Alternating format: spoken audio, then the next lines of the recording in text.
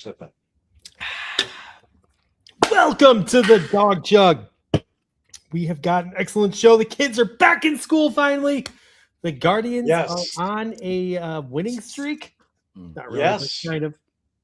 And we played some pretty awful football on Saturday. And dang nabbit, we're going to do it again this Saturday. How's everyone doing tonight? I'm great. I'm ready for the game Saturday. Yeah? Are you going? Huh? Are you going?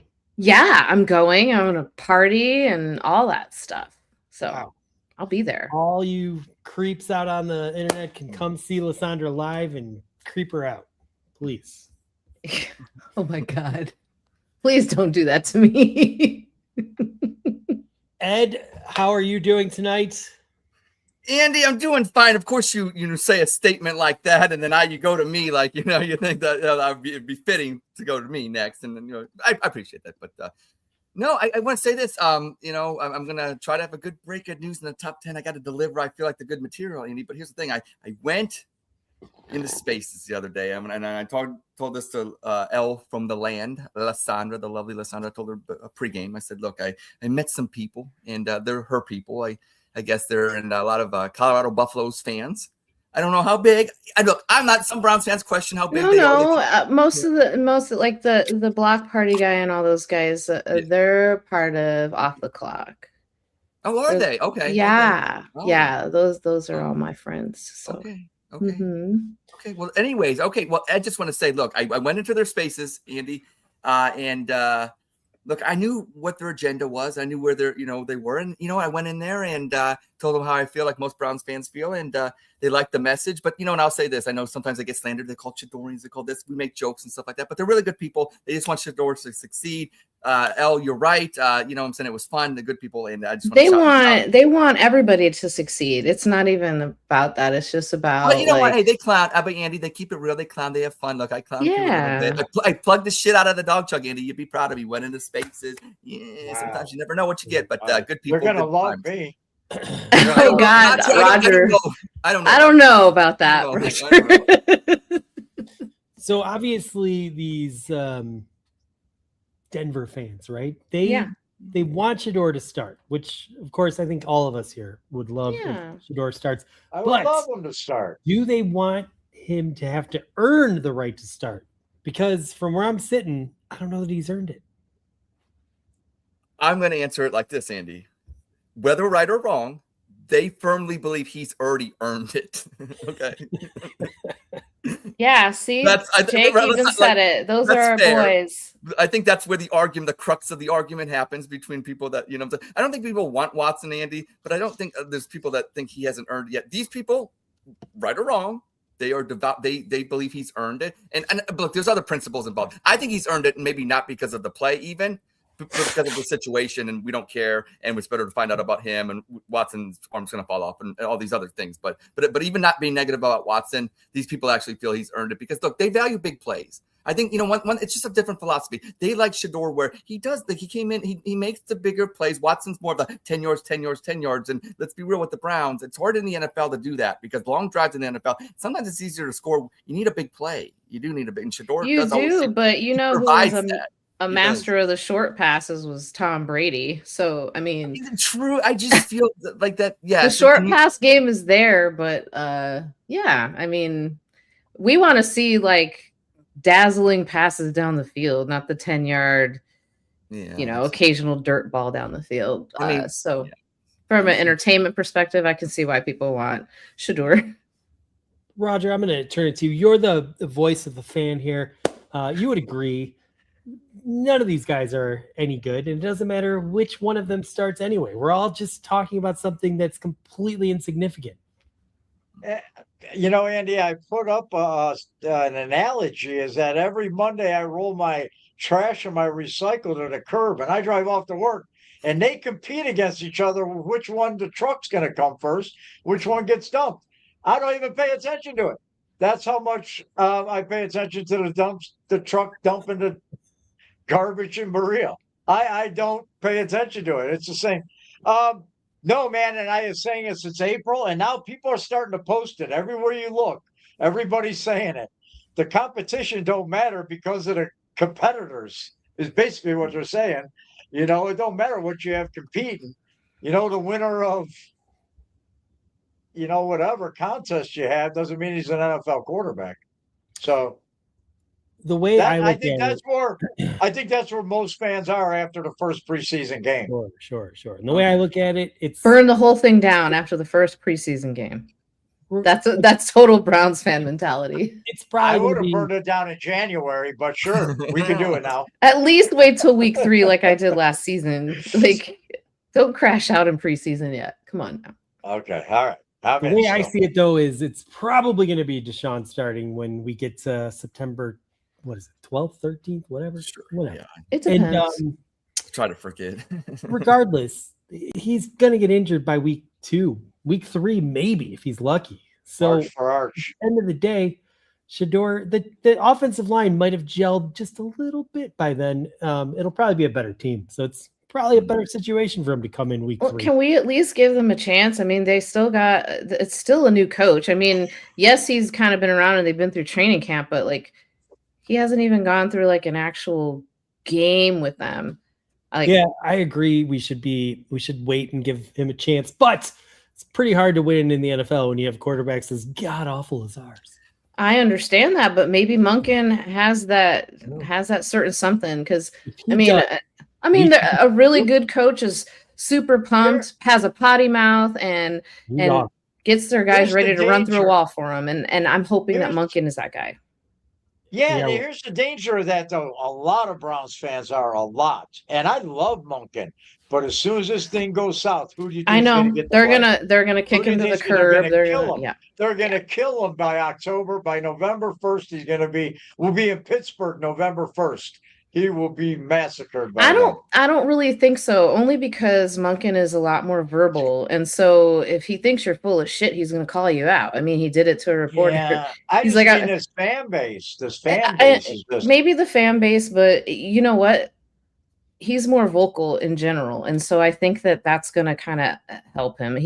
I don't see him coming out of every loss going, "We need to get better." Yeah. Well, that'll be nice. Although he did come out of this loss and said, "Oh, it was just preseason, and I loved what they did." It's a little scary. However, I will say, Lysandra, if you're correct, if this guy can just coach this team to be mediocre, I think we should build him a statue by October. Oh my God. Yeah. Hey, you know, I love him, and outside of all the coaching, like his potty mouth is quite refreshing. We do appreciate the potty mouth. Please, Todd, come on the Dawg Chug. You always leave voicemails, but now we actually want you to come on. Yeah. All right. Well, we have a great show for you tonight, and we're going to start off with a little fun because that's what we like to do. So, Ed, I'm going to turn it over to you. Right. Entertain us, Ed. Thank you. All right. This is Eddie Columbus with your Dawg Chug. Breaking news. The Browns have a joint practice this week. Hopefully, this type of practice brings out the best in the Browns. It always did for Josh Gordon. I get high. I don't care. That's what Browns quarterback Deshaun Watson said when asked about potential fan reaction Saturday, just like he didn't care when the masseuse said no, but he still demanded they finger his ass while giving him a happy ending. I don't care. And finally, the Browns have opened up their new Browns Experience Center where you can preview the new stadium. It's so realistic that when you leave, you will feel like you got kicked in the balls and your wallet will be lighter. Whether it's Cleveland or Brook Park, you're going to feel like an ultimate Browns loser. And this is Eddie Columbus with your Dawg Chug. Breaking news. Well done. Well done. I know. Man, the image of Deshaun Watson says getting his ass fingered. Do you think he's going to get his ass fingered on Saturday when they all boo his ass? I mean, I think it's always scheduled, and just depending on what happens, then he can always change those plans, Andy. But yeah, probably. There's a good, probably. Do we think, do they just boo him when he comes out for the first snap, or do you think it continues throughout the game? I think it might continue until he makes a play. Do you think he plays? If he makes a play. Do you think he plays, though? Like, I don't know. Like, I've heard, like, is there really reason for, I don't know. Like, why? According to what's going on Saturday, Shador is supposed to start. And then the plan, from what I gathered, is for Shador to play the first half, Sean the third quarter, and Gabriel the fourth. But I also heard Taylor Green's going to get some playing time. Taylor Green will get playing time on game 3. Oh, that's what it was. Okay. I just don't see, like, if you have Watson going to be your starter going into it, why don't you just give him like the one series in the preseason 3 game? Why even playing this if you're going to have him start against the joint practice, the Josh Gordon special practice against the Bills, and say like Deshaun goes out there and Monken doesn't split reps or doesn't give him as many reps as like he did that Saturday when he pulled them, and say, look, basically Deshaun, you're going to get all the 1 snaps in the joint practice. Then what do we? I don't think he's going to do anything. I can answer that. You know that stupid cliche saying that if you've got 2 quarterbacks, you've got I know. We have 0 quarterbacks right now, so it doesn't matter if Deshaun gets injured. You didn't believe in Johnny and Luke and McCown or whatever, Josh McCown. You didn't believe in Derek Anderson versus you know what I'm saying, all the great two. We had 2 quarterbacks a lot, man. We had, you know, Seneca Wallace and we've always had 2 quarterbacks. But you're right, Andy. When the 2 shitty ones, it doesn't. I get it, but Shador fans, they want to just see it. Like, Andy, and you said the great point when you said that Watson's going to play 1 to 3 games and then get hurt. And I told that to the Shador fans. I won't call them Shadorians out of respect. But why are we respecting them? Well, look, if they want to support us, Andy, look, it's a mutual thing. I'm not going to bang on them. They know. No, man, it's all love. It's all love, Andy. You gotta, you know what I'm saying? Do they show us love though? I had people, Mr. Block Party. Look, Lysandra knows these are good people. Yes, they will. They are good people. Right, there's some good Shadorians. No, they are all good people. Look, Andy, I'm going to use the term again. Andy, I'm not a cuck. I will say this, guys. I love you, but I'm not a cuck. I will say the term Shadorians again. I told them I joke both sides, and there's be times where you guys may not like my jokes. I just want to say it is all love. I won't tolerate the slander of my friends. It is all love. And Lysandra, you know what? If I make bad jokes, Lysandra calls me out, guys. So you do have a filter here on the Dawg Chug. So if you tune in, don't like my jokes, Lysandra will hate me more than you guys will. So love you. And we hope you tune in. Listen, if you're coming out and just tweeting your love for Shador, that's fine. But as soon as you start attacking the organization the way that some of them have on social media, some of them are funny, Andy. Some of them are funny, though. Some of them are funny. Sometimes they're a little out of line. That's all I'm saying. Okay, fair. But some of them, I'll give them credit. Very creative. And look, I may not agree with the tactics, but when you guys do a good job in it, and it's very, you know, I'm saying, put together, well thought out, and kind of snarky, I'm going to give them props, Andy. Sorry. Fair enough. So you hit on it right there with a lot of them where you said well thought out.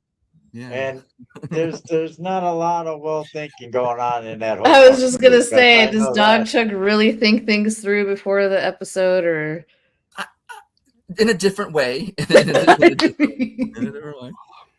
All right. One spirited discussion. We're gonna have some more fun because I heard I've never done it. Should we do the I think we should rock and roll with them.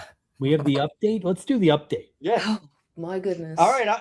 I'm excited because we've kind of changed formats, if it were, and we're going to do what we say in the industry. We call it volleying, and the same story back between 2 anchors. All right. So we're going to give it a run, and here we go. Welcome to the Dawg Chug update. We go around the AFC North with some of their training camp news. This week, we highlight the Pittsburgh Steelers. So, the NFL preseason officially underway, and a lot of lazy eyes in Pittsburgh are on the Steelers training camp, which resembles less of a modern football practice and more like the set of Rudy. McCarthy loves unearned grit so much that his favorite player in camp right now isn't even on the roster. It's just a 5'2" local sheet metal worker named Yinzer Tommy who keeps sneaking onto the field. Yeah. Well, head coach Mike McCarthy has brought back his signature old school approach this year.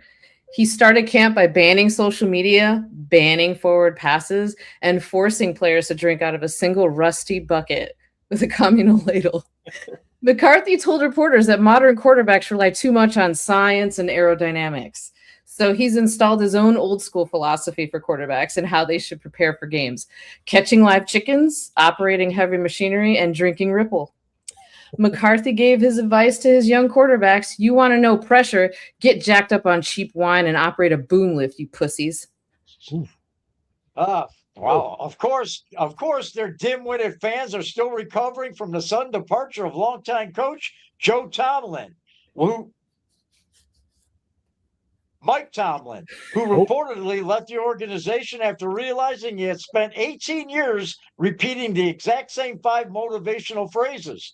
Team insiders say Tomlin didn't even pack up his office. He just muttered, "The standard is the standard." Stepped into a waiting Uber and vanished into thin air like black fucking Obi-Wan Kenobi in aviator glasses. But the biggest storyline around the hills of Pittsburgh is quarterback Aaron Rodgers. Rodgers arrived at camp 3 weeks late because he was stuck in a self-inflicted darkness retreat, which turned out to be just a very long nap inside of the broken porta potty. Coaches are already frustrated with the veteran quarterback who refuses to run the standard playbook. Instead, Rodgers insists on calling plays based on the alignment of the stars and whatever medical advice he read in an online forum that morning. Yesterday, Rodgers audibled off the line of scrimmage and screamed, "Raw milk, Vega Vega, ayahuasca, hut hut." And then he threw the ball into double coverage as 2 receivers collided with each other. Wow. Despite the chaos, Steeler fans remain the most intensely loyal, terrifying hillbillies in America. Thousands of Pennsylvanians have traveled across the rest of fucking big-ass, useless Pennsylvania to watch the practices, completely unfazed by the fact that the team looks terrible and their aunt was working the glory hole at New Stanton Service Plaza. One Steeler fan from the middle of nowhere in a stained Jerome Bettis jersey told reporters, "We don't need passing yards. We don't need running yards. We just need grit, iron ore, and French fries stuffed directly inside every sandwich." The man then began weeping, gathers his cousin and their kids, and headed back up the side of the hill. Well, if the Mike McCarthy and Aaron Rodgers experiment doesn't work out, Steelers fans can always fall back on their favorite annual tradition. What's that? Watching the 1970s Steeler curtain film? No. Pretending that finishing 9-8 with a first-round playoff blowout loss is a successful season. Nice. That's Lysandra. I'm Roger First in Cuyahoga Falls, and none of you are. And I'm Elle from Parma. And go fuck yourself, Pittsburgh. Ooh. There you go. Ooh. Ooh. So that was our new weekend update. That was awesome. You guys killed that. Ed, what do you think? Nice. That was nice. Nicely done. Well done. But like what Kenny Rogers and Dolly Parton, like Islands in the Stream, it was harmonious. It was well put together and nicely done. Nicely done. And I found a way to beat how long I make things. I drag somebody else into it, and then it seems like 2 people, and it doesn't seem it's just as long, but it's 2 people. Right. He took the long wind alert and he cut it in half. He just split it in half. Yeah, he split it in half. Well done. Well, mathematically well done as well. You know. And by the way, I got a little breaking news. This is exciting. You know how they're building the new dome in Cleveland, and some people are worried that prices are going to go up a little bit. It's not in Cleveland, Andy. That's the problem. Okay, thank you. Thank It's actually in Prices through the Park. roof of the dome. Prices are going to go up, and they've actually already started because the tailgate up on what is that West 9th? 3rd and Summit, I believe. 3rd and Summit is now $20. Can you believe it? Oh, no. You get all the beer and all the food you want.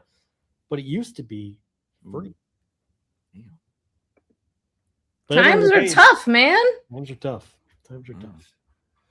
Thank you, Jimmy Haslam, for building the fucking dome and ruining one of the great institutions, West 3rd and Summit. Hey, listen to this. Listen, West 3rd and Summit. Mac for Mutts, the 13th annual benefit, City Dawg, 7 a.m. to 12:20. Judges at 9:30 a.m. Guess who they are? Dawg Chug.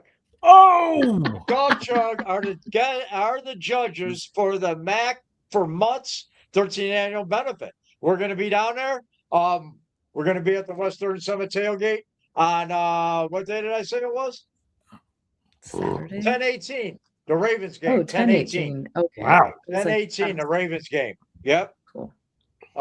We're gonna promo the hell out of that. We're gonna have a great time. Andy's like, can I just do 3 days in jail or whatever, that weekend in jail? What's going on here? I'm excited. I love the West 3rd and Summit tailgate. Always have a blast. They treat us good down there. They do. $20 I'm in, man. Good shit. Oh. Yeah.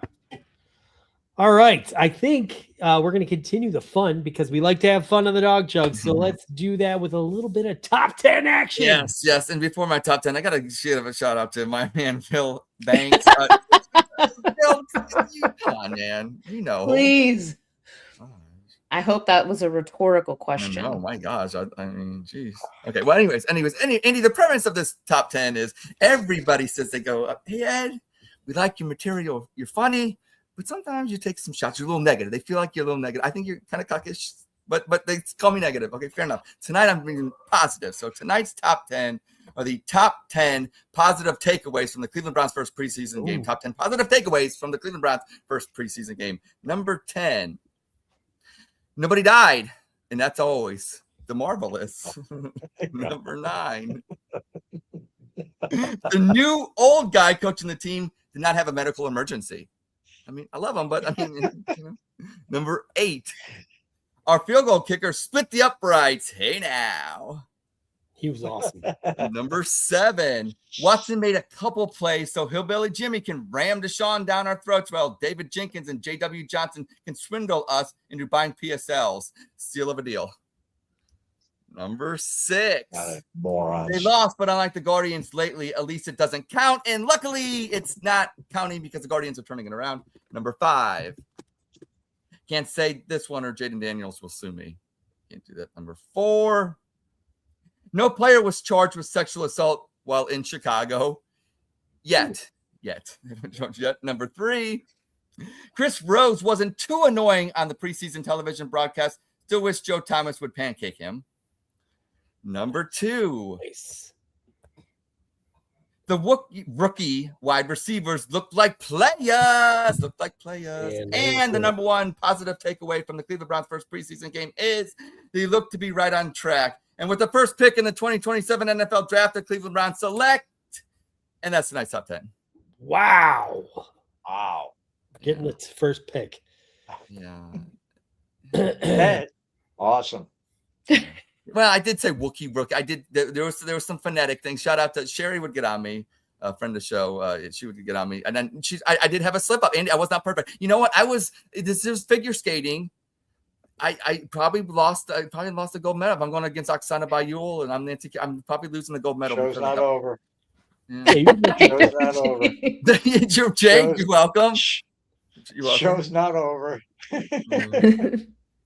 Yeah, the shows. Ed, I love number 10 and 9 were my 2 favorites. Yeah, 10 was funny. I think the 10 material, was funny.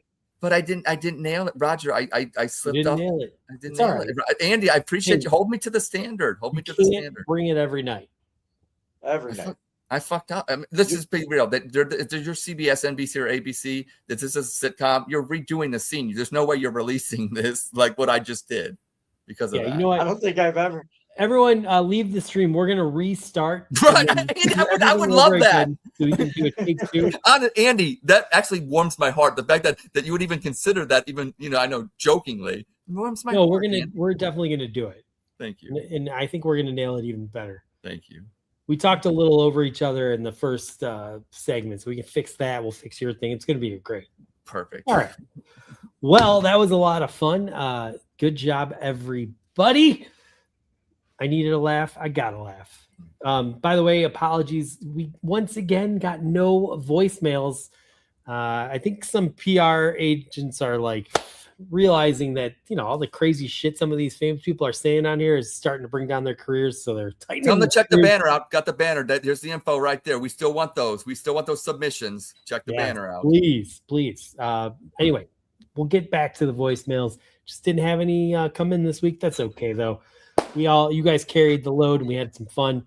So I think now we're past the funny parts of the show. Ed, what are we gonna get to next? Well, Andy, we got to get into the meat and potatoes after the fun, and people say, hey, look, this is legit sports talk. We'd like to not bring up stats and do it in the nerdy way, but look, we'd like to have a beverage or two, indulge, and have some fun, bar style, and still have some statements about our Cleveland teams. And tonight's Spits of Chug game.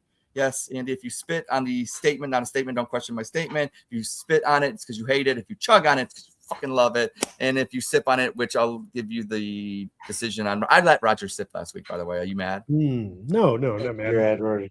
Roger, Nice. make a case why you think you should deserve to sip this week. I think because you missed last week, so this week That's a good reason. That's a good reason. That's Okay. yeah, mathematically, you didn't watch it, so you can't assume. I lied, Andy. Right, Never mind. that- I did. Andy, take that. I take that statement back. I never said that. Oh wow. You got this is Steelers Uh-oh. country. That's interesting. Okay, well, my dad's from Pittsburgh. Okay. Fair enough. We're gonna let you sip, you little weasel. I got it off. It worked. All right, Ed. All right. Like I You said, I will pull say away that. from a cop. We'll start with the lovely L from the land, Lysandra, tonight. And I don't know. I wanted to. This one just came out. She's a basketball fan. Breaking news. The Cavs made a deal before we came on the show tonight, picking up a Watson. I won't steal everything. I'll let Lysandra go with the first statement. That way she can expand. And Lysandra, feel free to go with extra time if you want to actually talk about. Oh, I'm not gonna go all up in it or anything like that. But Peyton Watson will be the best Watson in Cleveland sports in the next couple of years.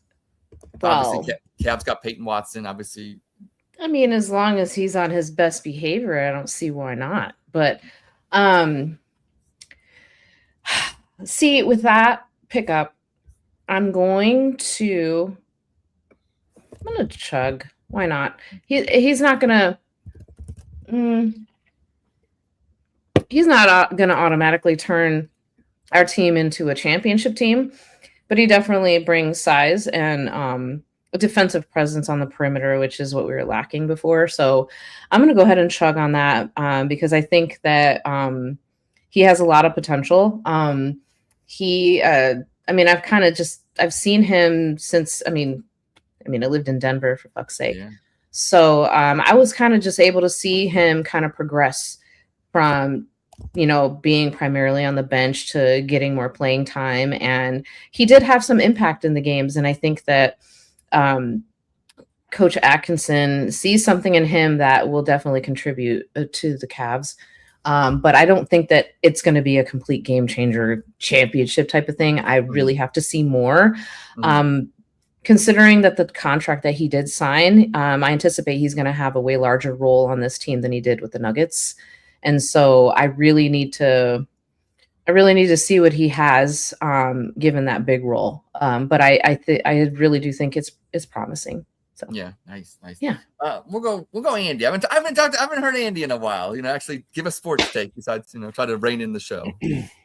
Okay. So first of all, this is a slam dunk chug because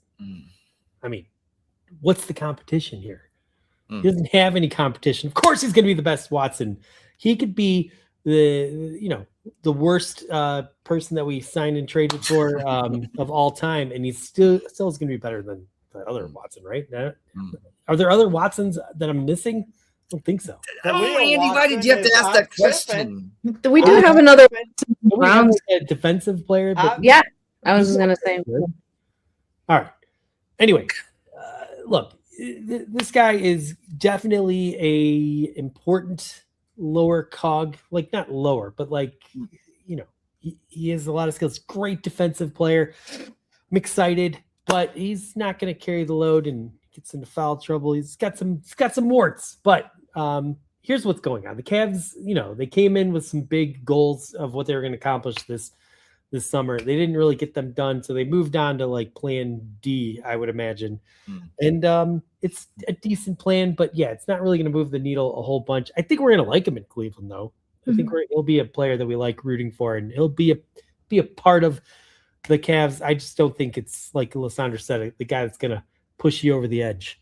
But we'll see. But I'm chugging because I hate the other Watson, and the other guy I can't even remember his name, so clearly he's insignificant. Well, Derek, I'm gonna be his mama named him Derek. I call him Derek. I'm gonna be a bitch, and I'm gonna sip. Okay, I'm gonna sip. Oh, you ruined it. Here's why. You blew it. There's a guy named Khalil Watson. I'm glad Khalil Watson for the Guardians. You know what I'm saying? I think the players should be up right now. I don't know what he's doing. He need to be on a team because the team can't hit. Like, I still think there's some issues that he could help with. You know what I'm saying? So here's the deal. So get Khalil Watson. But here's the thing. But then I was sipping on it. But then I say, fuck that. I ain't a bitch, Andy. I ain't a motherfucking bitch. I'm chugging. I switch it. Chugging. Wow. That's what I'm talking about. Peyton Watson's going to be better because Khalil Watson plays for the Guardians, and eventually, even though how good he is, they can't hit worse shit.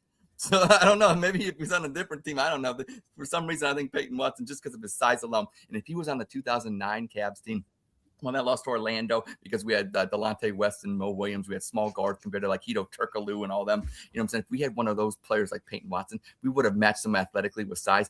It's a Knicks matchup too. I think it helps us against New York Knicks, and just because of his size alone and his athleticism. Sucks that Strus gets lost because he actually does play a little defense and can shoot the three. If Sam Merrill can step the fuck up and make a damn three when it counts, then this team won't be missing as much as I'm saying. Watson's 41% from three. Great. Okay, awesome. Good. Okay. Shoot it, brother. Okay, so that's great. So okay, at the end of the day, that's fine. So I think we help it there. So that's why I'm chugging. I'm not a bitch, Andy. I'm chugging. Peyton Watson, definitely. And at $88 million for 4 years, I think the Cavs got a steal of a deal. Now, what does that mean for Harden's deal? Is he going to get more money? I don't know how that, because they did get rid of Strus. And now, I mean, I know he was going to take a sweetheart deal if LeBron came back and was willing to work with Kuminga and then obviously Watson. But I wonder what his per year is going to be. And if they do stretch it out that 3 years. So that's going to be interesting to see. So, hey, good job, Cavs. So I'm chugging. And Roger. For all the people that ask, we get asked a lot, is Ed really bipolar? This answer is proof. Yes, Andy pointing. Yes, we don't miss. And that's the analytics we get on the Dawg Chug. People talk about analytics. Andy notes these things. That's an analytics stat. Thank you, Andy, for pointing that out. Roger. Ed, you stole my thunder because I know I did. I could see. I saw you. I saw you, Roger. Our center fielder that's going to hit 330 home runs a year in 2 years. But anybody, there's a guy that takes out. He empties the dumpsters at the Brown Stadium named Watson, Willie Watson. He's gonna be he's a better fucking Watson this year than Willie Watson. Willie Watson. Yeah, man. There's the crossing guard. Named Watson. Just anybody named Watson is going to do better in the city of Cleveland. Man, I guess what we should really be talking about here is poor Lana. I went into the group chat and she's listening to Styx. Babe, I'm leaving, sailing. She's listening to all the sad songs. She's going to have to change her name. Yeah, she had both of them gone. Double whammy. I mean, she had to know it was eventually going to happen. I knew that Strus was going to get traded. Yeah, he was the biggest trade bait. Yeah. I knew he was gone. Who's like the next white guy that's still here that she would get into? Because we all know she's racist. Fair enough. Lana is not racist. Well, shut your mouth. I think Lana and Sam Merrill. I think Sam Merrill is a good. What was her name before? Who's her crush before Stefanski? I think she was a Baker fan or something. I don't know. But she's gone from Stefanski to. She has. So Andy, you're saying she has a type? Is that what you're saying? Yeah, she has a type. Okay, fair enough. Yeah, good looking white guys. So who's left? I don't know that do we have any more good looking white guys? Girl. Sam Merrill, girl. Right? She gotta go to the Indians, the Guardians. What? Who? No, it needs to. I don't know. She should go Travis Bazana. She should go down under. Lana should go down under with Travis Bazana. This is true. There you go. Andy, we solved it on the Dawg Chug. She's going down under. You know what? We should have Lana on next week, and we're gonna show her all the faces. She has to pick one, and then she's gonna have to pick a guy that she wants to. I'm only gonna display. Well, yeah, we're gonna work this out. Andy, it's gonna be a lot of fun. Yes, that's my guy right there. We'll get it done, Andy. I know what you're thinking. Lysandra, you're not allowed to warn her, by the way. Yeah, we've done worse. My lips are sealed. Thank you. Yeah. All right. We'll know if she finds out because nobody in the audience would tell her because we don't have an audience. So people say it's mean, but it's just the way Andy treats friends. So it's just normal behavior for us. All right. Sorry, Ed, to break up your Oh flow no, it's there. no, and this is the kind of banter I actually enjoy the most on the show, Andy. So we'll go to statement number 2 because sometimes, hey, I get fucked up too, Andy. Like I want this one. You know what? I want this one. If I'm gonna keep it for myself. You know what? I want Rogers. We'll go the other way. Wait, did we all chug? We did. All right, I think we did. Yeah, we did. Hmm. Oh, Look at Annie. My God, Roger was the guy keeping the tabs on the show. Now Andy, you got the job. Came back and he's showing up today. God, here we go. We'll start with Roger. Statement being that Guardians starting pitching will save the season. Oh no. No. The starting. I mean, unless they're going to pitch all 9, is the only way that could possibly happen. So I'm spitting on that. We lost today 1-0. We had 4 hits, 5 hits. So there's nothing can save this season. Unless they throw all 9, Ed, that's the only way the starting pitching can save the season. Okay. Because once it goes to the bullpen, forget it. Tonight we just lost 1-0. Nobody, Oh, I thought we won when I did my top 10, Andy. I thought we won. Hey, if those starting pitchers are also going to go in and hit and get the guys in running and scoring position in, then we got a chance. If they hit and if they can throw all 9, then maybe we have a chance for the starting pitchers to turn the season around. They're going to have to do all 3. So I'll spit. See, my thing is, I'm actually chugging, but I kind of think I agree with you. I'm chugging because for us to stay in the season, like I don't maybe the way it's worded, like save that, like they're definitely gonna save. I guess yeah, definitely gonna save it. But our own that's like a dam, okay, and that's like the last layer of the dam before it breaks and again it floods the village. Like our starting pitching, like say what you want about it, but if we can still get 5 to 6 innings of Tanner Bybee only giving up 3, we got to start winning games 4-3. Like essentially, we got to hold the offense accountable. Like you got to just be a function. The Chicago White Sox went from a really bad team to like they're gonna win the division because guess what? They can hit the baseball. I don't think they're that much better than us, but they got a little bit more power and stuff. Okay, whatever. But like I feel like we could be just a little bit. If everybody would just be just 10 to 20 points better on the bat, just a little better, this team could actually, like, in starting pitching is that last line of defense. That's why, like, it's our only thing that will save the season. Because if that goes, say we actually start hitting again and we score an extra run a game, but we start giving up like 4 to 5 runs a game, then we like the starting pitching like has to still be the saving grace of this team. That's why I'm chugging Andy. But Roger, I think we actually agree, honestly, with a lot of the points. You just decided to spit because you said fuck it, and I get that point too. I don't disagree with that. Yeah, man. Today 1-0 to the Giants. Yeah, like that's Andy. But this will be fun to see where you go. I think that the Guardians. I think we were like, I don't know, game out of the wild card, half game, something like that before today, which just shows that we have like such an easy schedule. If they could just play somewhat decent, look, they went through an incredibly horrible stretch, and we all know in baseball you're not as bad as you look when you're playing bad. You're not as good as you look when you're playing good. I believe that. So they could get hot, and then if they get hot now, it's probably the right time to win enough games. They better start. They need to get started. They're running out of time. But I guess my point here is,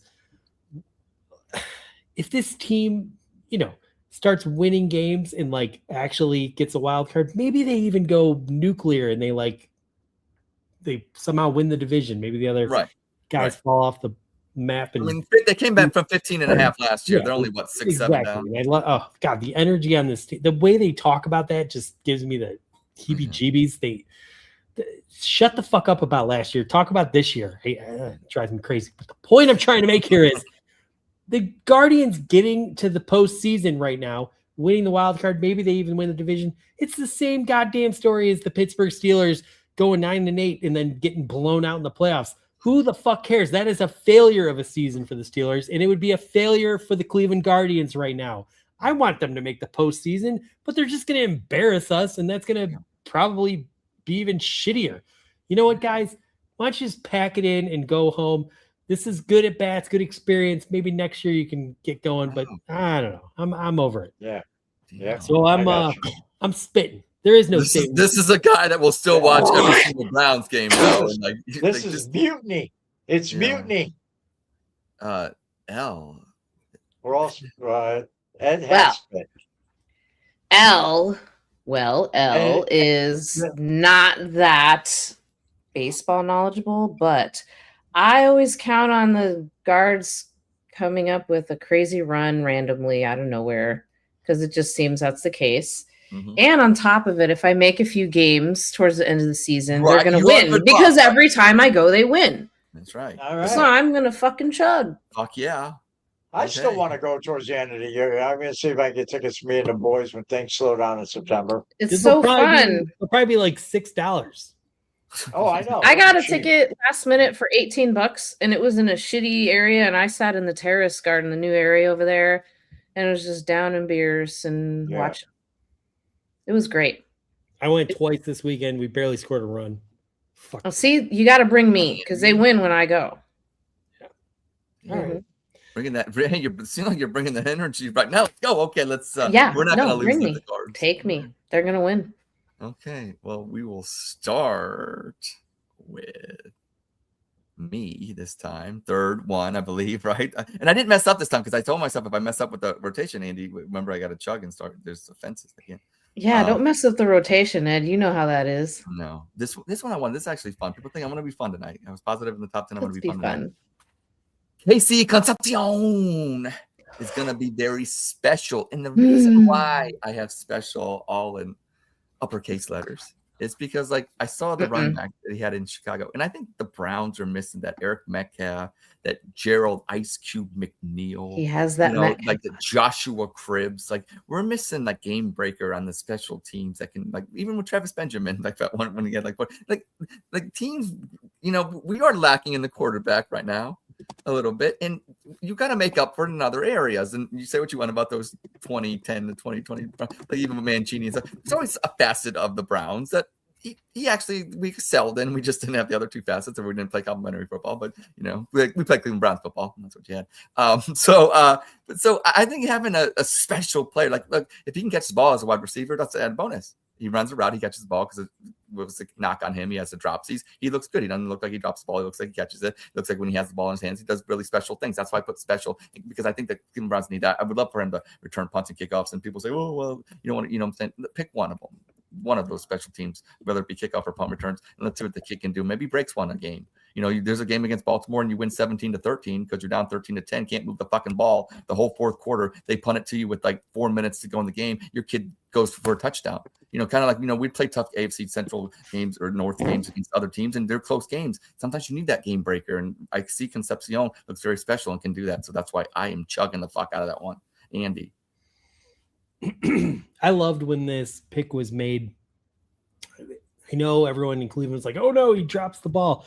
But his big play potential is just off the charts, and the electricity he brings when he makes one of those plays. I don't care if he drops, a critical ball or two, because he's going to make those big plays. And don't Dennis Northcutt it. Yeah, but again, we love Dennis Northcutt because he made some huge plays, and I think in the grand scheme of things, if you have big play potential, this town is going to love you. I mean, we loved Eric Metcalf so much, and I think we're going to love Casey Concepcion, but I know we're going to love this guy. I have proof. You do have proof. Because here's the deal. Do you guys think if Anthony Schwartz or David Bell had the KC stutter, that they would have this town would have just been so embarrassing, murdering those guys over the stutter, because they have no talent. They're terrible wide receivers. Oh, okay. They would have been such douches about it. Oh, I see. One fucking person has said anything that I've seen about KC getting a little nervous. Even other fan bases have been kind of, I would say. Everyone has been completely respectful, and that just shows we're not saying shit, because we can tell that this guy is special. Damn. And that we love him. And as soon as we love someone, we're not going to talk shit. We're not going to throw shade. So shout out to humanity, Andy, because sometimes that gets overlooked. Some people are like, okay, that's an interesting point, Andy. But I say we're not good people. We're horrible people. Yeah. So when we're good, we are acting good. We attack Deshaun Watson every time we can because he's just a terrible football player. Yeah, I did go after him twice. Good. No one would be making a rape joke. I do, Andy. I alluded to one of my top 10. Yeah, no, but that's because he's shitty. I'm saying if he was good, everyone in this town. Fair was enough, behind Andy and pointing loving. out that good goes with good. Okay. So everyone in this town is agrees. They just feel it in their bones. He's going to Pat on the back, Cleveland. Pat on the back. and that's why they love him. You know, despite he gets a little nervous in front of the mic, and that's all. It's all good. I just catch the football and make big plays. That's all we live for. Damn. So I'm chugging on this one for sure. Okay. All right. Fair enough. Obviously I went first, Andy. Lysandra, you get to go up there. Congratulations. I'm going to chug. Okay. Mm, Oh, 12%, right? 12%. 11. This shit will put you on your ass if you are not a beer drinker. Yeah. Anyway, I think Casey is a special player. He gets the ball in his hands. He has the potential for Randy Moss called it the yak, the yards after catch. Yeah. So he has a potential for lots of yak. He has the Eric Metcalf vibes.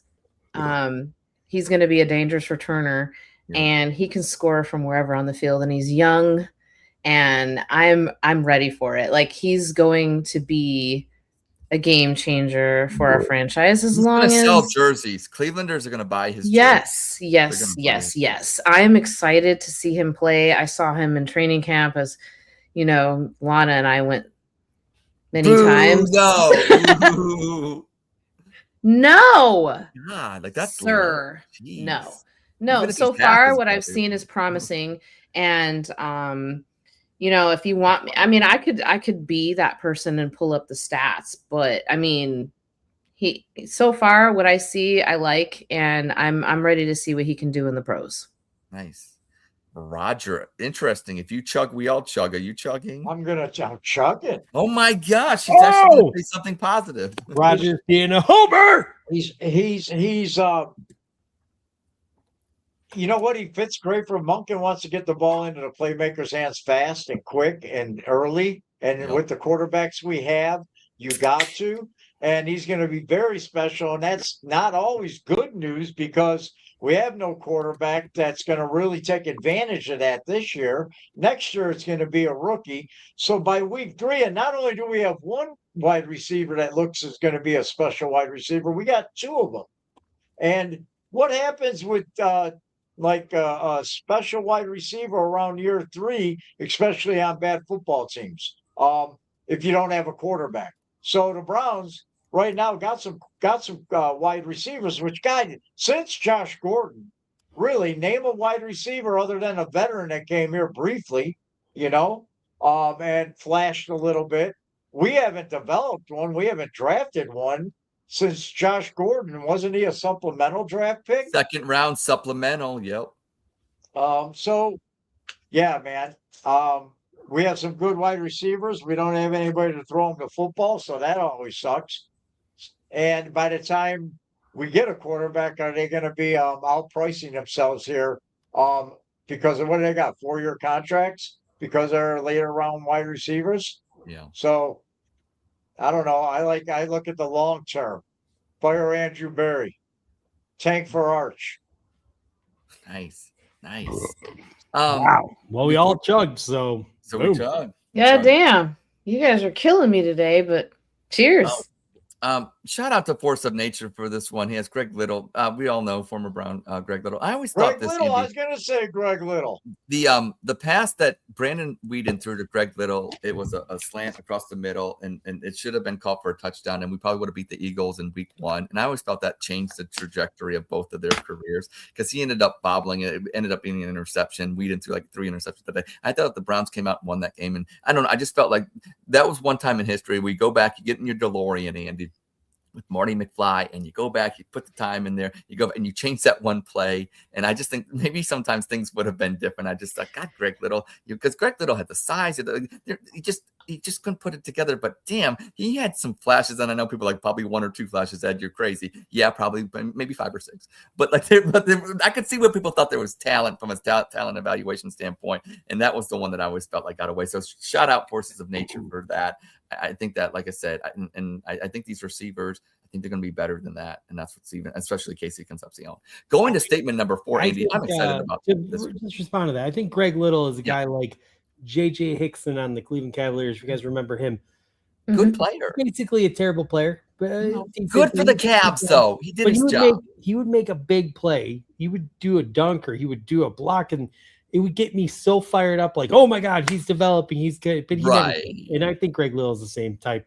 Some guys can flash, they just can't put it together. But he was a double machine 9 and 9 out, where Greg Little would have some games where it's like, I wish you never showed up, and it would have been better for the Browns.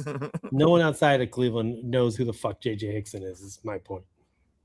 Yeah, but when we say Sasha Pavlovich, it's like nobody says shit about him, but we still value Sasha Pavlovich for most. Like, they're players that you need on your team. I mean, yeah, but J.J. Hickson was always a guy we needed to He wasn't the game. And he just never did. He never got better. Yeah, but with LeBron, like, I don't know if LeBron even wanted him to be better. Like, I always feel LeBron, if you're on a team with LeBron, he either makes you better or wants you better, or you're not. You're just, right, you know what I'm saying? He didn't exactly leave Cleveland and then become a big player. No. Yeah, that's fair. Okay, fair enough, Andy. For once somebody leaves Cleveland and doesn't have more success than while in Cleveland. I know. Thank you, Andy. Thank you for pointing that out. We'll go to you. Statement number 4, the last statement. The Browns unveiling of the new stadium model in the Browns experience has you excited for Brook Park. They unveiled it. Are you excited for it now, Andy? So, listen.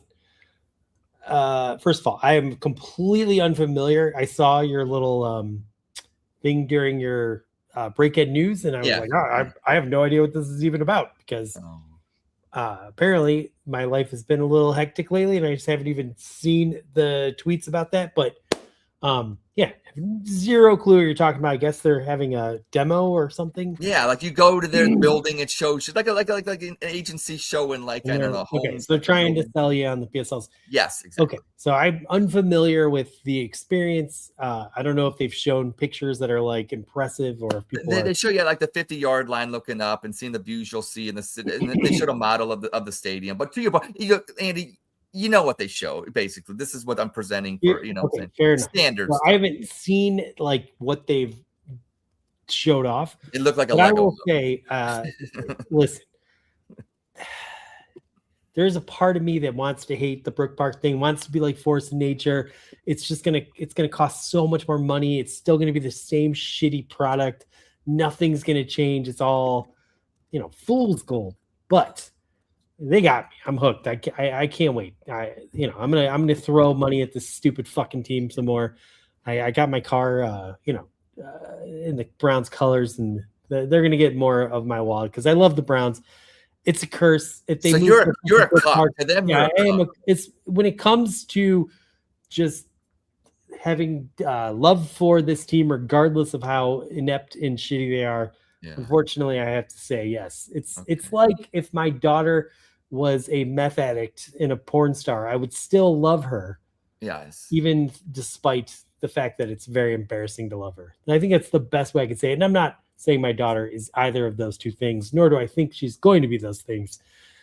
Just using that as. So you wouldn't try to be friends with her friends? Is that what you're saying?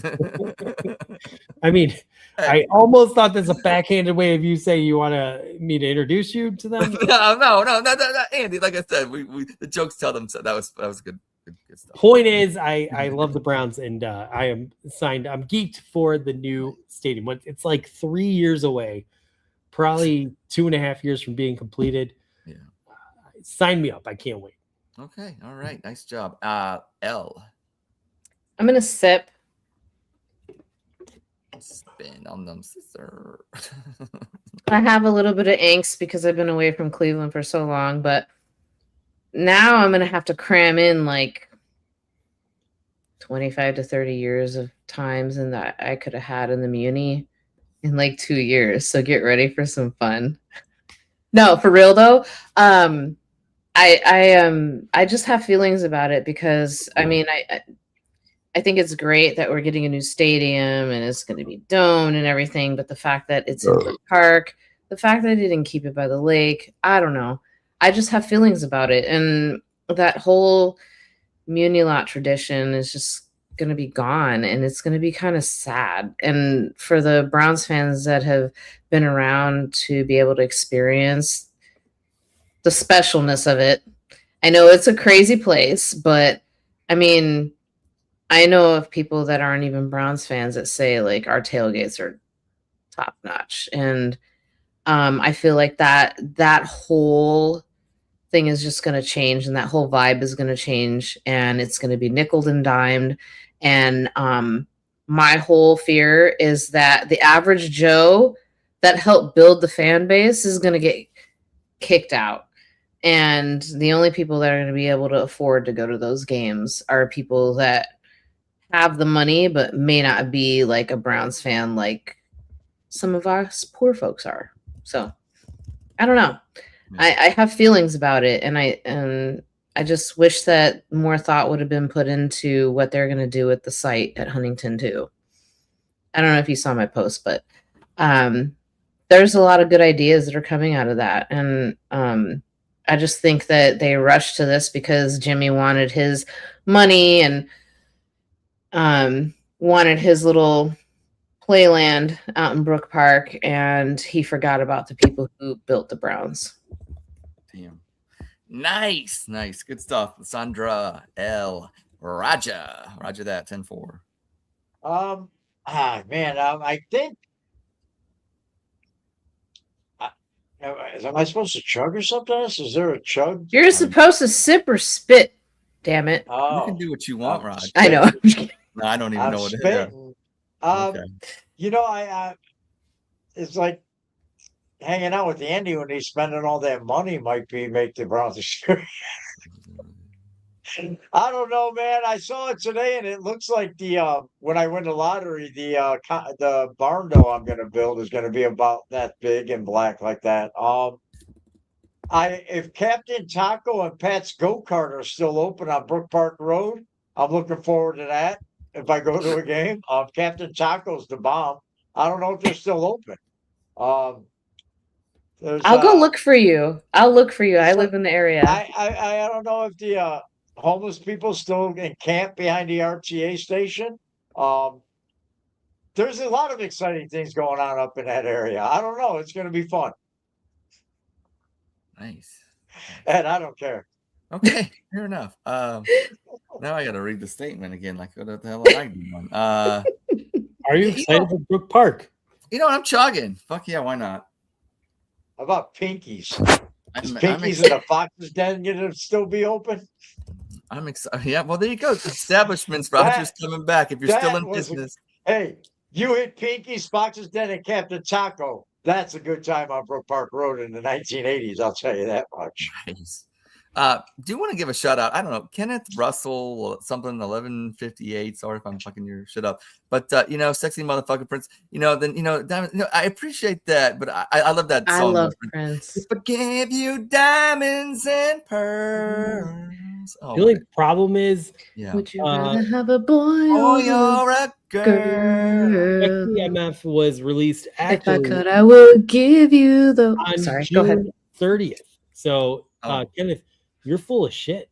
Damn. Not to Thelma and Louise. Good movie. A great movie. Was released on May 24th. So that's also bullshit.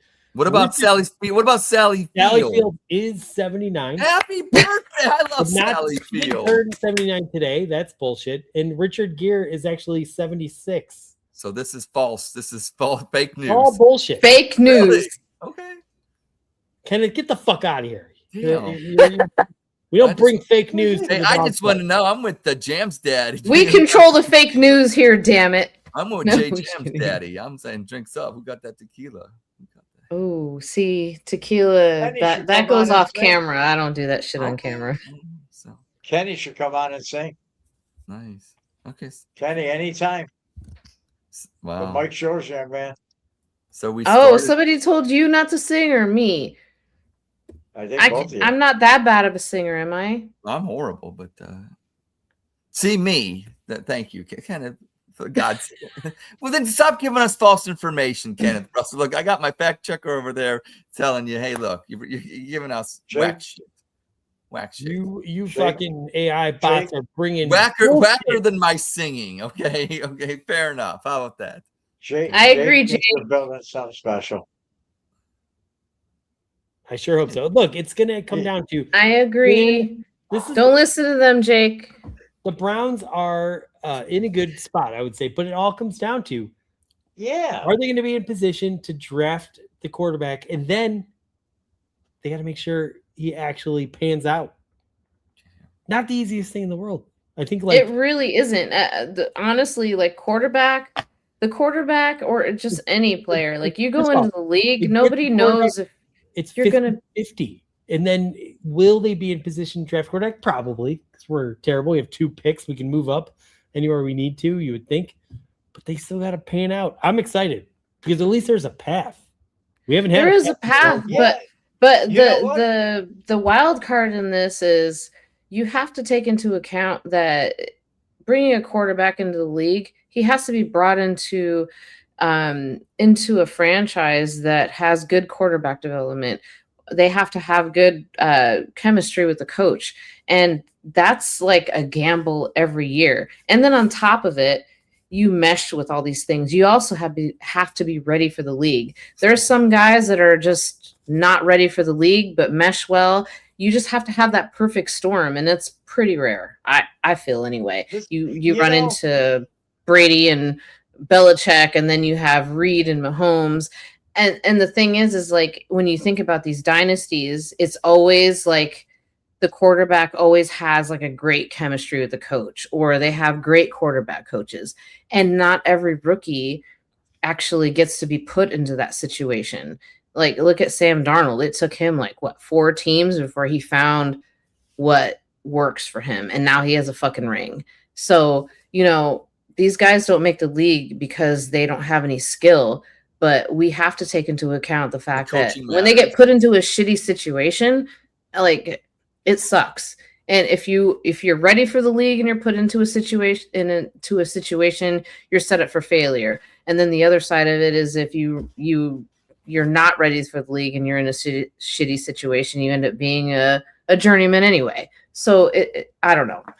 There's just a lot of gambling that goes with a quarterback when you draft them because you don't know. You really don't know. These organizations we've shown that we don't know. The Browns have shown. The Browns obviously have shown that they don't know. Right. We're going to do a bonus Spit Sip Chug if that's okay. Ooh. Absolutely. I haven't written it down, so I have to read it. Let's say the Browns go 6-11. The young guys play pretty well, but the quarterbacks just basically blow 4 or 5 games and never look great. They rotate through them all. They all look like they're not the answer and they're bad. Whatever. We're in position to get. Well, there's 5 quarterbacks that are going to be looking like first round talent. So the Browns are in position to draft a quarterback. Do we move off Monken for an upgrade if they think there's an upgrade, or do they stick with the guy, stick with the plan? I made that a question, so I'm going to say the Browns should move off Monken. And why? And you tell who one you want to go first, because I'm locked. I'm going to start with Roger because everyone loves Roger's opinion. Oh man, will they move off Monken? I'm chugging on it. Should they move off? See, because I'm old enough to remember when they had they drafted an elite edge rusher, an elite corner, franchise corner. Next year they went out and they got a top 20 quarterback, a franchise running back. They put those guys, and then they went and got a free agent running back that made the best running back tandem in football, and they put them behind an elite offensive line with an elite offensive line coach. And we had young tight ends, and it was all right there. And we had the foundation, the special one that Jacob wanted everybody to have. We all had faith. And you know what, man? Then Dorsey came in and he fucked up with the Beckham trade. And then here comes, and still, it was still salvageable for Andrew Berry. And what did he do? He threw a fucking bomb in the locker room. And it don't matter what from year to year. It don't matter, man. It don't matter in the NFL. We're not building anything. The building is not the team. It's not it's the organization. The same clowns are running the goddamn organization. They ran it in 2016. When we were sending an edge rusher that was drafted by us to the Hall of Fame, we're sending a left tackle to the Hall of Fame. We've had Hall of Fame players. We've had position players. We've had great players come through or everything but a goddamn quarterback, and even when they've had that, they blow it. So I don't, you know what? I hope I gave up on seeing a Super Bowl. I hope my Henry sees one and he's fucking 6. Well, you got what you wanted, Andy. So Monken will be another scapegoat, just All like right. the ones before him. Ed. God, great answer, Roger. You know what I'm saying? You did exactly what Andy. You got him that clip right there. Good stuff right there. Look, a lot of people think that in this false logic, faultyhood with the whole thought process with this. But a lot of people think, if the Browns go 6-11 and they do somewhat well, then they don't need to take a franchise quarterback. A lot of people think, they're just pick the best player. You can build on that. We can find a quarterback. No, if you're 6-11, that's even more reason to find a quarterback because you're not that far away. Usually, a team that's 6-11, you haven't put a franchise quarterback around on that team or even just above. You're going to be in position to draft a quarterback. So no, if you're 6-11, that's even more reason to go find your quarterback. And even if you think Shador might be the answer, if you can acquire somebody like a Dante Moore, this like that, what's wrong with having not a good competition, but not even competition. Like you put in a training camp, they're not really competing with themselves. And then you can always just trade one. Say Shador turns out to be a good one, and you got Dante Moore or so, whatever that. I always say the Browns have had no quarterbacks for 30 since 1999. And the fact that you could have 2 good ones, there's been other teams that had to get rid of Doug Flutie Drew Brees. And I'm saying he went on, it worked out for both organizations because guess what? There was too many good quarterbacks. I know this is college, but look at Ohio State. Joe Burrow didn't even make Ohio State. Then he went to LSU, and you can argue that 2019 LSU team was probably one of the best college football teams ever. Justin Jefferson, you know what I'm saying? It's like, oh my God, that team was so good, Joe Burrow. So I don't know. Like, I just think that the Browns, they got a chance to get an asset. Forget that we need a franchise quarterback. If they can get the asset in the quarterback room, you get assets in the wide receiver room. You have 2 or 3 good wide receivers. You get assets in the running back room, but you get assets in the quarterback room. Say Shador plays good, so now you assess him as 1. It doesn't hurt to have 2. You never hurts to add up the number of points you have in a particular room, and that can only help the Browns. So yeah, I think that's why I'm definitely chugging or doing whatever the heck, Andy, or that your statement was. That they should move out. Okay. Yeah. Yeah, that's what the quarterback needs or wants. Yes, it is. But I'm not saying it has to go. But if Arch Manning wants somebody, if Shador is so good, if Shador comes out and balls out like RG3 did his rookie year, and he says, you know what, I really want my daddy to coach this team. I'm Jimmy Haslam, Deion, come to Cleveland. I don't give a fuck. If you find a franchise quarterback who thinks he's a franchise quarterback and they want to be a diva about who their head coach is, to Lissandra's point, you talk about the good player relationships. Look at Pat Mahomes and Andy Reid and stuff like that. You know what I'm saying? Even Bill Belichick got along with Tom Brady. That has to work. And honestly, the quarterback dictates that. There's one thing everybody says the NBA players run the league, and they do. Okay, but in the NFL, it's not the case. Sometimes a coach still has some say in matters and stuff like that, but not really. The quarterback is number one. Peyton Manning could have picked any coach he wanted to, and then the owner would have done whatever he wanted. If you become that good, you do have that power as quarterback. That's the one position in football where you have that NBA star-like quality to be able to do. All right. You know what I've already seen that's going to drive me crazy is somebody already doing like quarterback, breakdowns, and these little sec quarterbacks that are lighting up nobody defenses, they're not playing against anybody. And here's our quarterback. You know what I mean? I just saw, is it Mississippi State's quarterback? And he's good. He's a good athlete, but he's not playing against anybody. It's going to be a long off season. Never mind the off season. By week 3 or 4, it's going to be nothing but quarterback mock drafts and breakdowns from every brilliant NFL expert in their basement with a laptop. I can't wait. And there, Jake is affirming what exactly Roger's saying. Jake's Mox will be out by 3. I can't wait. I'm gonna Jake, I'm not gonna call you one, Jake. I'm not gonna call you one. I'm just gonna let Andy show the evidence on the screens, wow. with that last comment. By the way, I did not post that. That clearly saw my hands up here. That was he's manipulating. I admit it. I did it, Andy. I did it. First, you tried to. At least you own it. I owned it. Okay. He owned it after I called him out on it with proof. Well, I don't believe in self-call. Like, I think that's a little ridiculous. All right, fair enough. I'm going to answer this statement like this. Here's the thing. Monken was sold to us that he's like the Swiss Army knife of offenses. He's worked with the 18,000 different offenses. He made them all successful. He fixed Lamar Jackson, turned him into an MVP. He's done amazing things here. He did it there. The only time he wasn't that successful is in Cleveland, but that was because we had Freddie Kitchens. Yeah. So, point being, if the Browns offense can't get it rolling this year with Monken, that was the test, and you failed. If we are in position to draft a potential elite quarterback, I want the best fucking guy here overseeing it all. And if the Browns can upgrade off of Monken, I mean, he was not like the plan A for anyone. I love him. He is. Yeah, I would love 6 years of Kevin Stefanski. This guy is a breath of fresh air every time he talks. Everything he's doing, I love. Andy, if you have a chance to upgrade, are you driving Monken to the Denny's, ordering a Grand Slam breakfast with him, saying you have to go to the bathroom, getting in your car, and driving away? Is that what you're doing?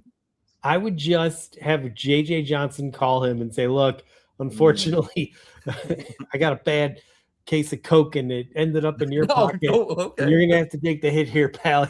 Oh. Like, we're going to give you, we're going to give you. We go from Denny's to illegal drugs just like that on the show, obviously, JJ, yeah.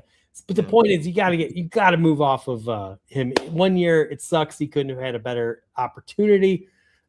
Look, when you sign with Cleveland, you're taking a risk. Coming in, it's going to get crazy. But yeah, if the Browns are in position to draft quarterback and he hasn't turned this offense around, if it looks as bad as it did with Stefanski, you got to move off of him if you can find a better option. So I'm chugging. And Andy, so you're basically saying if you stay healthy, you still got to live in Cleveland. Great answer, Andy. There you go. Lysandra. Good God. What was the question again? First of all, Statement was, if the Browns are 6-11, the developmental players are trending upwards, but the quarterbacks all suck and the offense isn't that good. Do we need to move? Should we move off of? We should move off Monken. Yeah. Should we upgrade the coach? Stay at the and I'm not gonna spit. I'm gonna vomit on this just because I think it's just too early to tell. And the fact that we talk about how much we love Monken. Just from a personal perspective, as many chances as we've given to Stefanski, I think that Monken deserves a chance considering, who he's coached before he came back. And I think that before we make that brash decision, that we really need to actually see what he can do during the regular season. Yes, this is his first head coaching job, but we gave Stefanski so many chances, and yes, he did get his coach of the year and all that, but I think that at some point, either the game or something outgrew his philosophy, and we need some sort of philosophy that fires up our players, that talks shit, that gets it going, that holds people accountable, that has more discipline. And I think that it's too early to tell. But from what I see, Monken isn't going to put up with a lot of bullshit. And he's going to make calls based on what he sees. And if he doesn't like what he sees, he's going to, make the changes that are necessary.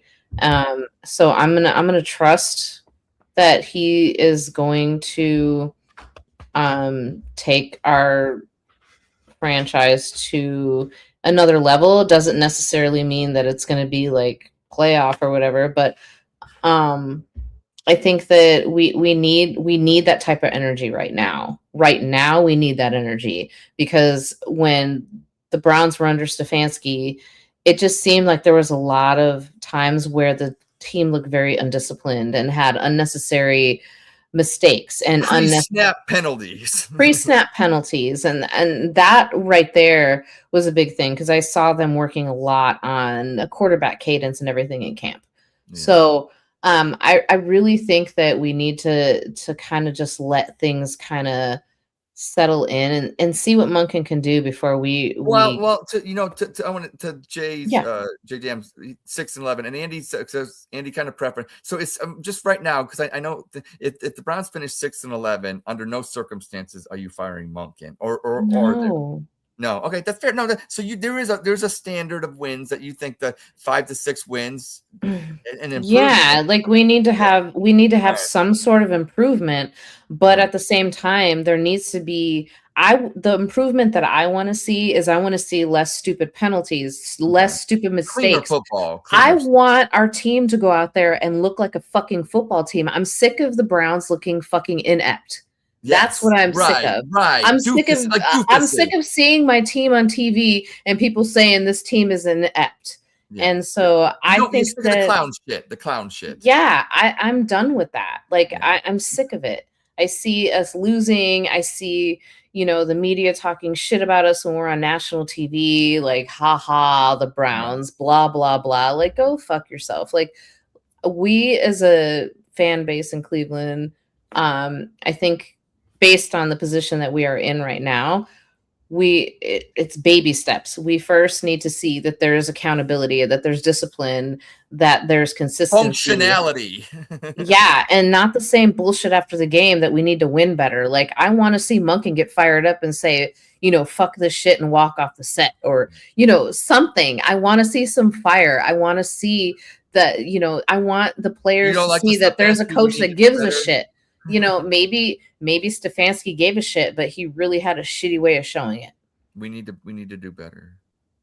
No, I mean we do, but not in that way. That's not. We need to be better. And the Dawg Chug, we need to be better. And I just want to respond to Jam's daddy, J Jam's daddy, yes. J Jam's daddy. Okay, yeah. I appreciate the comment, and I understand it, but let's be honest here. We were on year 6 of Kevin, and I think he had alienated himself from a number of players on the team. Yeah. That's kind of what I'm seeing. So to do better than that in your first year, I appreciate it, and I'll root the hell out of doing better. Yeah. But if you can't fix the offense, if the offense legitimately, if we can't get the running game going, the quarterback's going, you're not really you have an opportunity here. You have an opportunity in Cleveland. Hopefully he gets it done. Hopefully Monken just kills it. The offense gets better. We can see it. It's tangible. Yeah. If it's still stagnant and it's more the defense, or it's less like who's the Jerry Jeudy. Jerry Jeudy seemed so checked out last year. Maybe he's checked in and he has a better year. He's still dropping balls. We have some amazing young wide receivers. Maybe that's the difference to get that extra win. I'm not giving it to Monken. I'm just not going to automatically do that. I need to see the offense get better before I'm going to trust him to develop the future. The guy that the Browns are going to draft next year, that's going to be the linchpin to unlocking what we're all looking for. I hope Monken succeeds because I do love him. And you laid it out. You haven't even had dinner. You haven't had dinner with him yet, and yet you love him. Not yet, but we're working on it. Lysandra, you laid it out well why we should respect him. He's actually holding people accountable. I agree with all of that. But you also have to get it done on the field. And I need to see that. Yeah. But at the same time, we can't sit there and give him one season and burn the whole fucking shit down. Krasinski wants I know what you're saying. Like no normal organization does, but I think that Andy's point, we're not normal. J Jam's daddy, thanks for the comment. I think that like Andy kind of agrees, but like he realizes it's the Browns. Like you're right, Lysandra. You're right. To say 6-11, he'd be fired up for the first year, especially because it's the Browns. But the argument against it is the Browns, and maybe they need to do crazy things. And I don't know. That's the thing. And I want to say this, J Jam's daddy. Andy on the Dawg Chug, he always tries to get better. And so he has Roger and I, we do different tryouts during the week. And we don't even know if we're going to be on the show. So, Andy is just the kind of guy that wants improvement. It's not personal. He just wants improvement by his quarterbacks and by the team and the coach, especially in this statement. So that's all it is. So Andy's just a guy that, he wants results week in and definitely week out. That's true. But at the same time, we can't throw it all away either. We got young ass receivers. So the thing is we got a younger team, and so with a younger team, you have a little more time to work the whole with that. team development. Just no, you cannot. No, you cannot. And we have the BBC combo. We have Boston and Concepcion. And what was the others? Oh yeah! Oh my God! Yeah. Who's the other B? Isaiah Bond, right? Bond, yes. Okay. So, I mean, these guys are freaking young, and to sit there and decide that you just want to just rip the coach out after when I go to the game, season, Andy, am I going to see BBC these young guys need consistency as well too. Well, yeah, and I hope we can. I hope Monken deserves the right to give them that consistency. He's got to show me something. I mean, again, look. Here's the thing: if you watch that preseason game without knowing what you know, you would swear Kevin Stefanski was still here. It was that bad. Fair enough. I don't know, man. He wasn't going for it on 4th and 11, so he did. Okay. No, I know. I'm just talking shit, but you know what I mean. As far as the it was vanilla. Of football that I was watching. It was vanilla football. And what's he going to show? I understand that. It's a preseason game. I'm not freaking out over the preseason game. Yeah. He's going to get his opportunities and everything. I'm just saying, if it continues to look like that, I think, it behooves the Browns to say, look, we're entering one of the most important off seasons of our development. We have such a young core. I think Andy, I love your premise. I think it just depends on the quarterback, what direction they go with the quarterback. Yeah. I mean, there's so many variables in play here. I'm just saying that I won't be sad moving off Monken if he fails to. Fair enough. You're gonna, okay. That he does have a handle on the offense and is actively improving it. Because here's the thing: it doesn't take much to improve what we saw last year. Last year was one of the worst offensive seasons I've ever seen in my entire life. You're not wrong. I don't need to see much. If I see just a little bit, just average play at some positions, like if the running game could just get better and the quarterback play could get below, let's say above shitty, then I'm good. Let's go. Let's roll. Because I think if we do that, this team can win 7, 8, 9 games. I don't think it's out of the.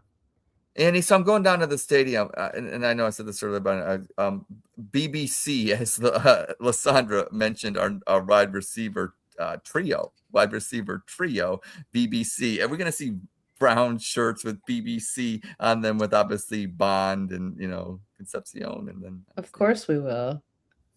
Boston. And it would be wildly inappropriate and fun. I know, because I know with the Watson stuff, and you go down there, you'd see stuff. I mean, Cleveland Browns, let's be real, when it comes to their merch, sometimes obviously not affiliated. Browns fans are not licensed undefeated. products, not licensed products, obviously, but Oh man, I have a pretty awesome shirt. It has Brownie the Elf on it, and it says "fuck around and find out." Right. I mean, there's not issued by the team shop though, right? Never. No. I bought that one in Denver when Browns were in Denver. So yeah. Good stuff. But that's all I'm saying. Hey, shout out to you guys. If you guys there's going to be BBC shirts, I hope you make a lot of money off it. I think whatever. Who cares? Right, Andy? We believe in capitalism, right? Still, let the BBC T-shirt makers make all that money tax free. You don't need to tell Uncle Sam. I'm all about it. All about the BBC. The BBC. All right, Ed. What do we got? So, Okay, so here's the thing. Okay, so I will ask because she did such a great job tonight. I'm so glad you came on. Lysandra, either you go under rapid fire or I give it to Andy.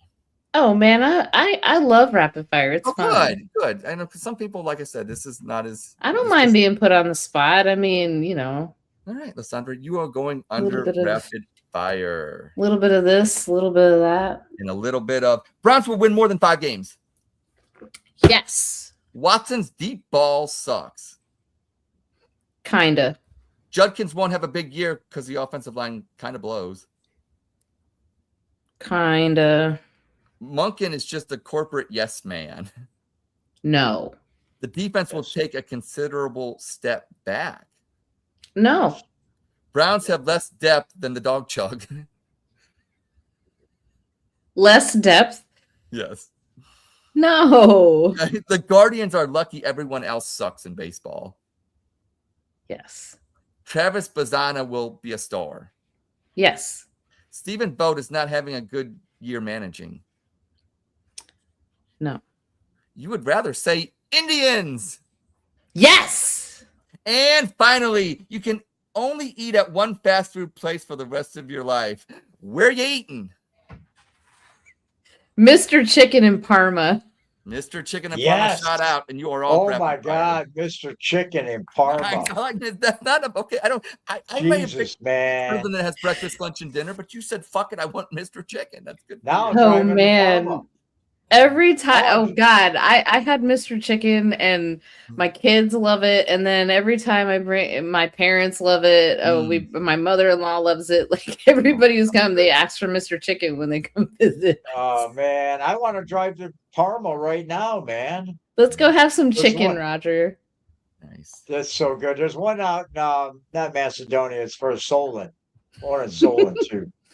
Yeah, I Yeah, had to there's call good out chicken. Mr. Chicken. I ain't going with the big chain.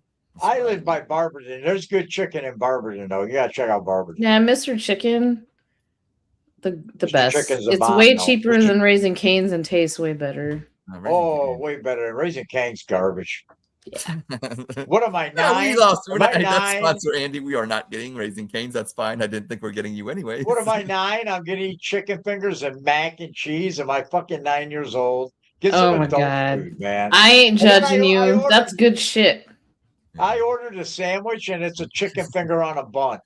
Get the Okay, Cane's Roger's for the more 9-year-olds. Roger has the more Children. sophisticated palate. That's all. You just have a more sophisticated For palate. children.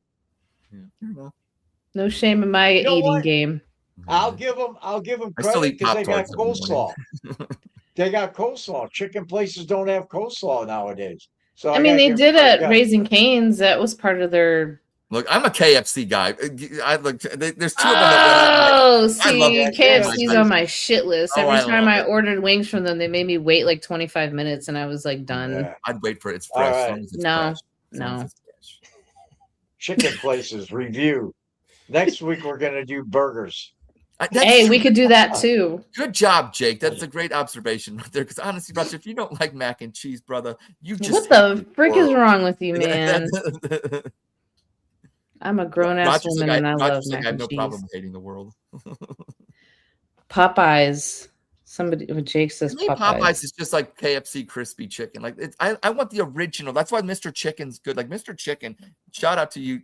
Sponsor us anytime. Parma location because Lysandra goes there. Good stuff. Like it is good. When I'm in Cleveland, I do get Mr. Chicken. It's good stuff. Hell yeah. Good call then, eh? Very good guy. Nice. Hey, high school football starts this week. That's Oh. right. That's right. And I'm excited because my boys were going to be out there for youth night Friday night, run out on the field. Falls, we're in a new conference now. We're no longer, we were getting beat up by big schools, Macedonia, Twinsburg, big programs, Brecksville, man. And we're now in a division that we fit in better, smaller school districts. And I'm excited. We're going to have a year this year. I got Jack Chooch, number 55. Henry, number 55. And then I had to buy a dad number 55 shirt because one of Henry's teammates asked me if I was Henry's grandpa on the first grade. Somewhere Earl Oh, I got- Hershiser's smiling.